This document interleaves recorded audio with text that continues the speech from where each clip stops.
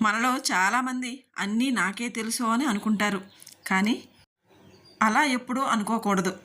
మనకన్నా తెలివైన వాళ్ళు చాలామంది ఉంటారు. మన తెలివికి అందని ప్రశ్నలకు చాలామంది మంచి పరిష్కారాలు చూపించగలుగుతారు.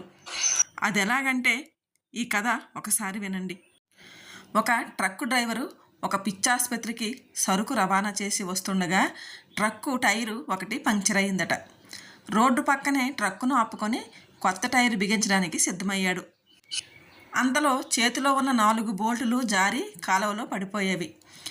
అవి దొరికే పరిస్థితి లేదు. ఏం తోచక తల పట్టుకొని కూర్చున్నాడు. ఆ సమయంలో ఆ పిచ్చాసుపత్రి నుంచి ఒక రోగి అటుపోతూ డ్రైవర్ని ఏమైంది అని అడిగాడు. సమస్యను ఎవరికైనా చెప్పుకుంటే బాధ తీరుతుంది కదా అని ఆ రోగికి బోల్టులు టైరుకు బిగించేటప్పుడు కాలువలో పడిపోయాయి అని నిస్సహాయంగా చెప్పాడు. రోగి ఒక్కసారిగా పక్కున నవ్వి, ఇంత చిన్న సమస్య పరిష్కరించలేకపోతే ఎప్పటికీ ట్రక్ డ్రైవర్గానే ఉండిపోతావు. మిగిలిన 3 టైర్లలో నుంచి ఒక్కొక్క బోల్ట్ తీసి ఈ టైర్కి బిగించు. ఆ తరువాత దగ్గరలో ఉన్న మెకానిక్ షాప్కి వెళ్ళి కొత్తవి బిగించుకోవచ్చు.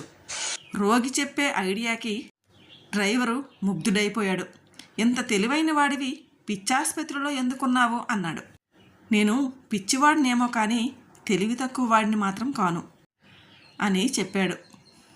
ఒక వ్యక్తి రూపురేఖలు, వస్త్రధారణ, స్థాయి, స్తోమత, విద్యార్హతలు చూసి తక్కువ అంచనా వేయకూడదు అని తెలుసుకున్నాడు డ్రైవరు.